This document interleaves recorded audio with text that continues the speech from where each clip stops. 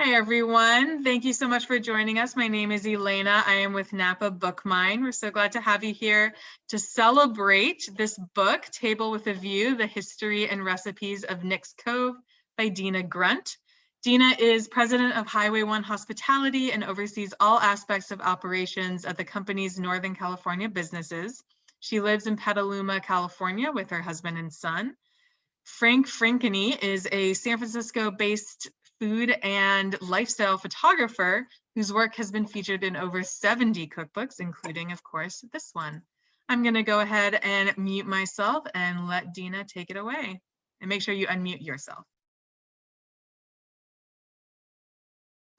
Ha, good. I'm glad you said that. I might not have known to do that. Well, thank you everyone for letting me into your home this evening. I'm very excited to be here. I'm very excited to share with you this beautiful work of art in my lap. It took about 2 years from kind of the very, very beginning to the time that I had my own copy in my hand. And it was an amazing process. It was a somewhat daunting at times in terms of just having so many things to do and to organize and to write and to research. And I will never, ever, ever look at a cookbook the same way. I have a lot of appreciation now for all of the people who have ever written a cookbook. So I wanted to just share with you a little bit of history of Nick's Cove for those of you that are not aware or aren't familiar with our property.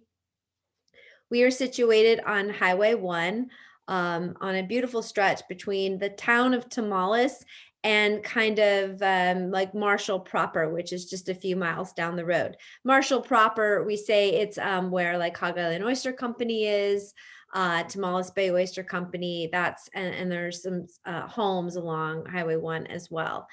It was conceived by a couple by the name of Nick and Frances Koyich.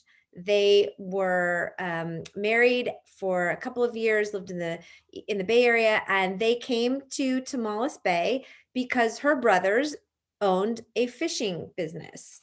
And they wanted to help out, and they loved the area and wanted to make it their home.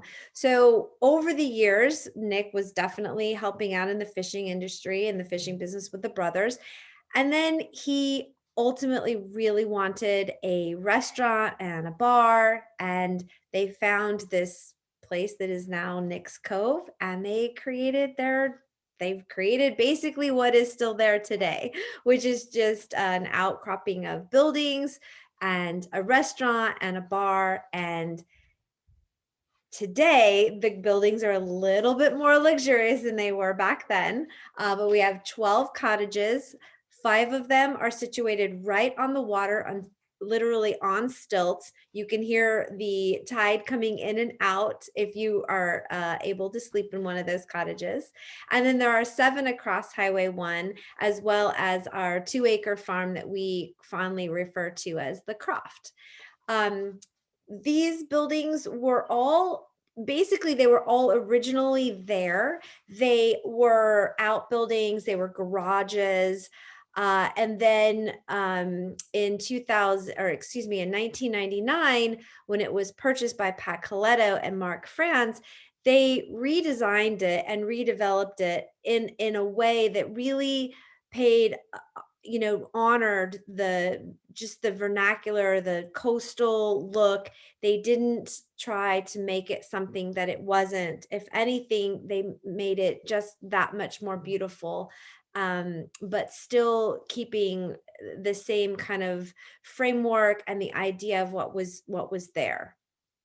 And they made 12 beautiful and luxurious cottages that we get to enjoy today. Let's see. My company purchased Nick's Cove in 2011, and we really didn't do much to change the cottages. We really were, very lucky and blessed. Pat Coletto and his design team, they have a very I mean, they have a specifically keen eye on design, and it was as really as beautiful as it possibly could be. So we've just taken great care to maintain that beautiful renovation that they took. I think it was around 7 years. And ultimately, we did a little bit of changes in the dining room. We took off the white tablecloths, and we had an old water tower from Sonoma, and we found this woodworker, and he created these beautiful tables that are now in our dining room. I really, even though I loved the beauty of walking into a dining room with white tablecloths, I also saw that a lot of people didn't feel comfortable coming in maybe after a hike or after being on Tamales Bay on a kayaking adventure. And I could tell that they didn't feel as comfortable. And I really and truly wanted everybody to feel comfortable no matter what they were dressed in or how they came to us. And so I had the tablecloths removed, and I replaced it with these beautiful wooden tables made from the recycled water tower. And that's really the only change that I made into the dining room. I also decluttered it just a little bit. Pat has a tendency to really kind of, enmesh the space with a lot of texture. And unfortunately, in an environment such as ours, being on the coast and having a farm land directly across from us, there's a lot of extra dust and cars whipping by at 50 miles an hour. So it collected dust in a way that we just, I wanted it to always be clean and inviting. So we decluttered just a little bit. But really and truly, we've been able to maintain the culinary platform that he created, and all of our chefs that have come since he opened have certainly put their own spin on the different dishes. Uh, but it's really that coastal California coastal cuisine, and our handcrafted cocktails. We have a great team in the bar that love to experiment, and we have a great croft that grows all kinds of herbs, lemongrass, things that they make shrubs with. And we have a great team in our bar that love to get creative and have little competitions amongst each other.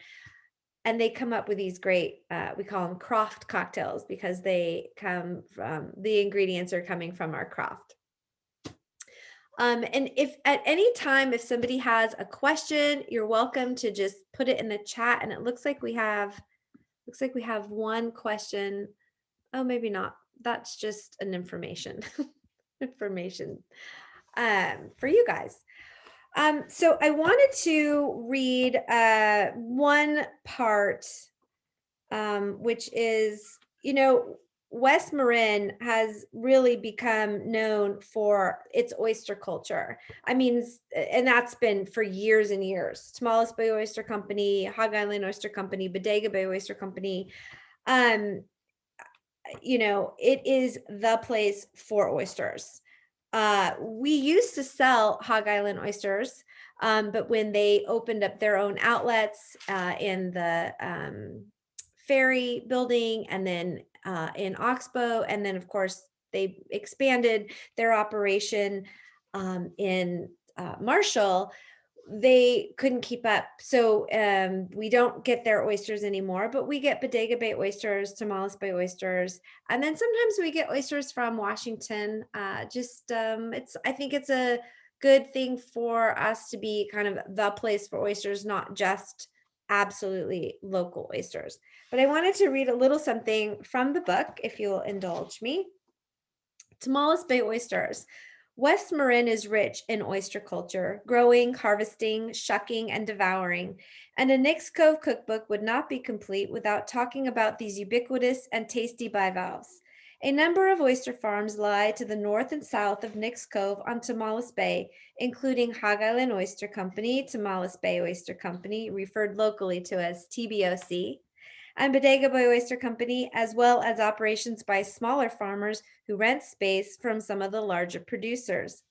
These local businesses launch their boats at Miller Boat Launch adjacent to Nick's Cove and are busy pulling in the daily harvest as many of our guests are waking up for the day and members of our staff are arriving to begin theirs.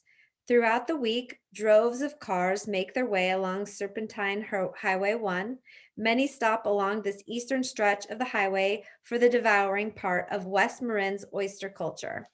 From folks shucking their own on bayside tables at our neighbors to the south, to guests enjoying them on the half shell while sipping handcrafted cocktails at our own celebrated roadside bar, the town of Marshall is known worldwide for its oyster scene. Although we do not farm oysters like many of our nearby friends, we most certainly sell a lot of them, and we are proud to support the oyster farmers of Tamales Bay.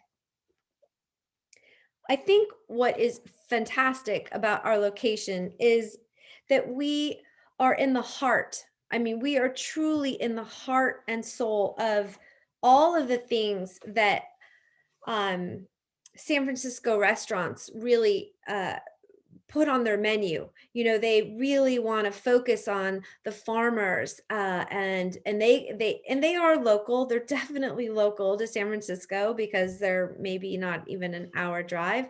But when we say local, I mean, we're like, we can see the cows. They're like right there. We're neighbors. We share a property line with Strauss Family Creamery, and I mean, their cows, we see them, and they're fabulous neighbors to have. We have I mean, Point Reyes Farmstead Cheese Company is just down the road. Then there's Double Eight Dairy, which is just up the road in Valley Ford. We're just surrounded. Which brings me to the other thing that I'd like to share with you. And it's on page 14 for those of you who already maybe have your book in hand. And I'm so ecstatic that our illustrator is in company tonight, Bill Russell. So he created one of the things that I did when I first came to Nick's and we changed is that I created a map.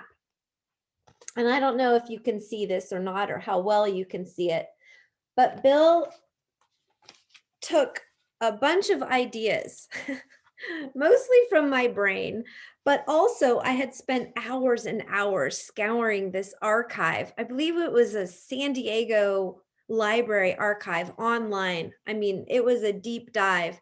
And I found they have an archive of menus from like dating back to the 20s, and I had found a few menus that that really spoke to me in terms of visually showing people when they come to Nick's, here's where you are, kind of like that, you know, like in a big mall, like you're here, red dot, and then it was like you're here, and then this map shows you all of the different places that are literally with like actually local to us, from Larry Wagner Farms, Clover Stornetta, Tamales Bay Oyster Company, Devil's Gulch. We get rabbit from Devil's Gulch. Rosati Ranch. We get goat from Rosati Ranch.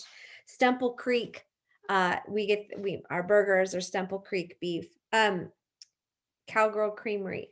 So it was really important to not just be as local as we can, but to show people just visually how close they are to some of the producers and these artisan cheesemakers. Double Eight Dairy, you know, the mozzarella that is coming out of his operation is just phenomenal. But this book is, you know, it's more than just a cookbook. It's I'm hoping that this is a timeless piece that you can enjoy. The recipes, the photos, the history. For people that have never been to Nick's or maybe live far away and they haven't been able to stay here or enjoy a meal here, I hope that they can see it through the eyes of either myself, our photographer, Frankie Frankeny, who really just did a fantastic job with every single one of the photos in here. Um, yeah, it's my hope that you will take this and you will see just a little snippet from my point of view, how I see this beautiful property. Um, and if anybody has any questions about anything, the book or Nick's, I'm happy to talk about that. Um, if there's something that anybody would like to know specifically about, somebody on one of the other Zooms, somebody asked, when is a really good time to come to Nick's? And I thought, well, like now is a good time. Like any time is a good time to come. It just kind of depends on the weather that you're interested in enjoying. Whether you're wanting a nice romantic stormy night where you can hear the rain hitting the water, or if you want a beautiful sunny day out on Tomales Bay because you're going to be kayaking. Um, any time of the year is a fantastic time to come to Nick's. And if you've never been able to stay in one of the cottages, I highly recommend putting it on your bucket list. It is a definite luxury experience. All of our bathrooms have marble heated floors, so your toes stay nice and toasty warm in the mornings. And when you wake up at Nick's Cove, it's unlike any other time that you could experience Nick's, being just maybe a guest for having lunch or dinner, because it's so incredibly quiet. It's a quiet that you haven't quite understood until you're able to wake up there. Between seeing sometimes you'll see otters, so you'll definitely see birds. Um, just honestly, the rippling of the water, uh, it's really a magical spot to be in. It looks like there's a question. Do I have a cocktail that pairs with oysters? Oh, goodness, a cocktail. Yes. Well, I would say it's are probably so we make a tonic and it's made with cinchona bark. And it has it has like a brown color, almost like the color of my hair. And some people, they get it and they think, oh, I ordered a gin and tonic. It's like, well, yes, you did. And it is exactly what you ordered. Um, but people taste it and it's such an amazing cocktail. And I would say of all the different cocktails, I think that flavor profile pairs really well with oysters. I'm more of a traditionalist. If and when I'm eating oysters, I like champagne. I like sparkling wine with my oysters. But if I had to choose a cocktail, that would be my cocktail. Let's see. I visited for the first time at the end of March from Houston and had a great time. Was curious about how hard it is to staff at a fairly remote location and whether the menu changes seasonally. I will answer the easiest one, and that is yes, our menu changes seasonally. Um, we right now, going into summer, we're going to be focusing at several recipes will be coming in and out of the menu that are coming from the cookbook, just because we really want to showcase what's happening in our cookbook right now. But yes, we don't have tomatoes on things unless they're in season. When we are growing things from the croft, that's what is in our croft salad. So not only is it seasonal, but we are sourcing right from our 2-acre garden that our farmer, her name's Kate, she's amazing, that she's growing. So there's a great relationship that happens between the chef and the farmer, right? So he says, hey, these are certain things that I'd like to have on the menu, and can you grow these certain things? She will say yes or no, or yes or I'll try. And then there are certain things that she will say, hey, I'm growing and it's a a giant crop, and you're going to need to figure out what to put this in. So a lot of our recipes have come from that. For example, the arugula cakes came from one year we had we had a lot of arugula. Like we had so much arugula. And our chef at the time, Austin Perkins, was like, I don't know what to do with all this arugula. So he came up with these arugula cakes. And it was one of the most amazing things I'd ever had. So I remember thinking like, oh, if and when I ever do a cookbook, that's definitely going in there. So let me answer the more difficult question, and it's not a difficult answer, but the answer is yes. It is hard to staff uh the remote location. It's not that far. It's really only 25 minutes from downtown Petaluma, but in the middle of winter when it's storming and the roads the roads can flood, a lot of people don't want to have not just a 25-30 minute commute. They don't want to have kind of a, a windy, twisty highway 1 commute. So yeah, it can be difficult, but we're fortunate that we have a really good staff. Our general manager, his name is Wade Nakamine. He inspires our team, and he creates a ton of loyalty. People love working with and for Wade. And so I guess I could say I'm lucky that we have Wade, in that he really knows how to lead a team, and people want to really do a good job for him. And they are we're lucky. We have an amazing staff. I mean, for example, our housekeeper, uh, she's been there longer than I've been associated. Our main housekeeper, her name's Socorro. She's been there. I want to say she's been there for 13 or 14 years. I mean, I think she probably opens. She's amazing. One of our lead servers, his name is Manny, also has been there longer than I've been associated with the property. So while it can be difficult, we have a lot of people that stay with us for a really long time. So we're lucky in that way. Let's see. Is the house at the end of the dock original? No, it is not original. The pier out was in shambles. There were pieces of it, but no, it was not all the way original. It was built when Pat and Mark Franz redeveloped it from 1999 to 2007. But it is known worldwide.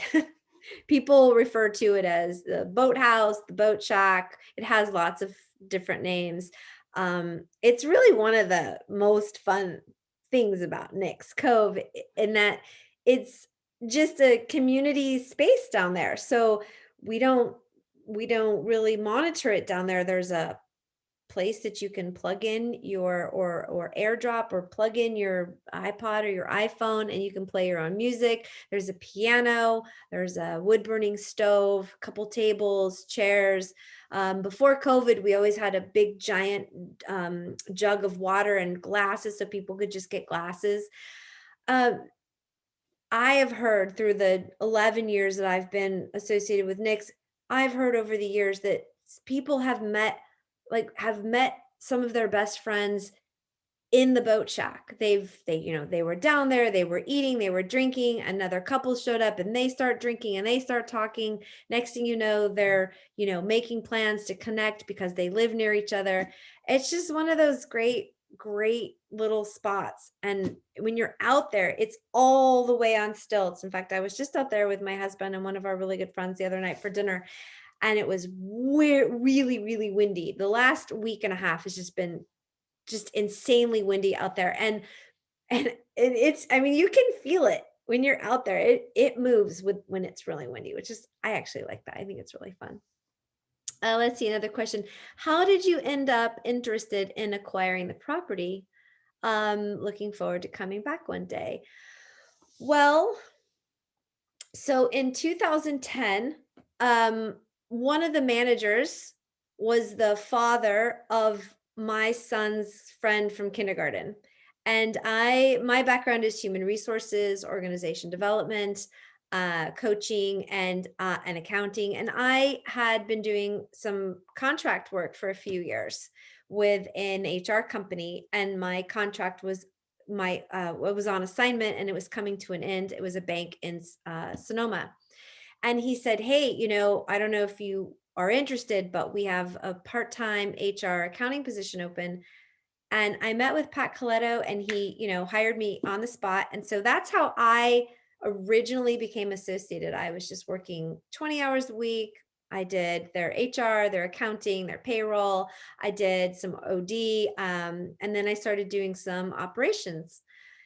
And then it quickly became apparent that it needed to sell or needed to be recapitalized. And so in 2011, one of the original investors purchased it.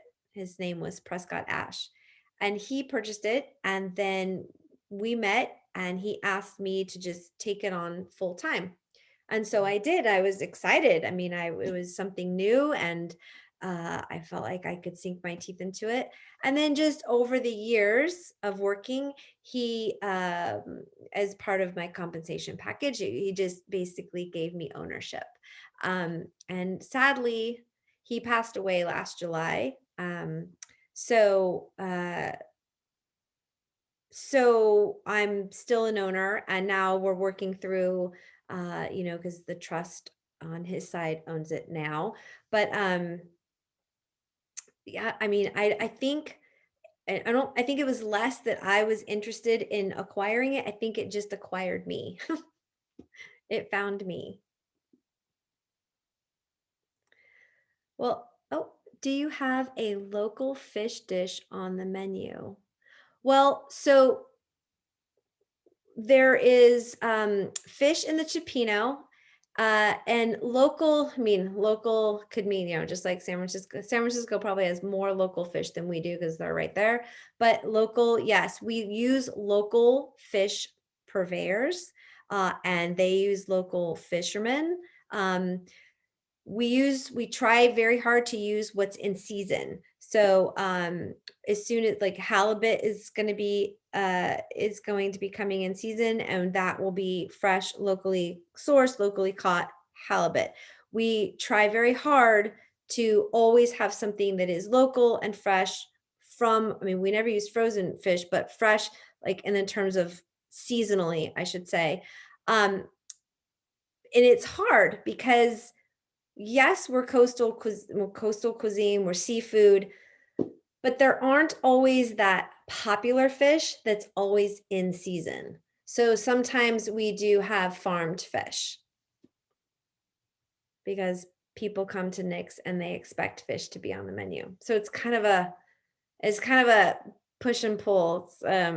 We all struggle with sometimes wanting exactly one thing and not really being able to do that, because if we put that fish, people might not like that particular fish that's in season and local.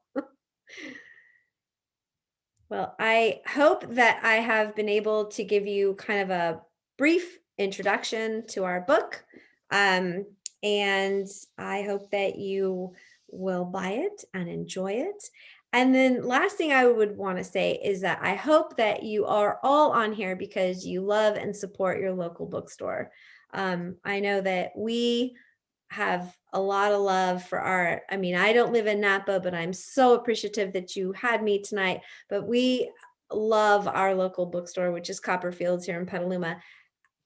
And honestly, like, shop local, buy local. In fact, today I was signing books at Copperfields for my last book that I did a few days ago. And I just mentioned that I drive a lot for work, and I was listening to a book on, an Audible, and he gave me a great tip. He said it's called Libro FM. Libro FM. And I went home and I looked at it and I was like, what? So I immediately signed up. I canceled my Audible. Bezos does not need this. No, it's you go to Libro FM, and then you get to pick your bookstore, and then they get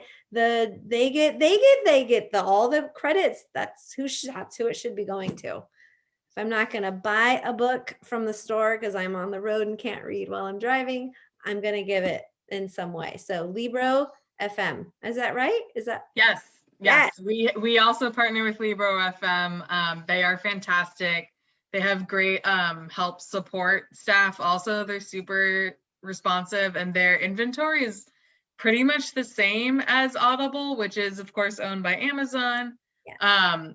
They're fantastic. So thank you so much for giving that a shout out, Dena. I love that. We are so appreciative of authors like you who are so supportive of your local communities. It really means everything to us. We do have copies of the book in the store. We do ship domestically. So if anybody hasn't picked one up yet, I did drop the link for that up at the top of the chat, or just go to napabookmind.com. You can purchase it there, or check out Libro, see what's happening there. We also have e-readers through Hummingbird. So you know, Jeff Bezos doesn't need your money. Yeah, I mean, he's getting plenty.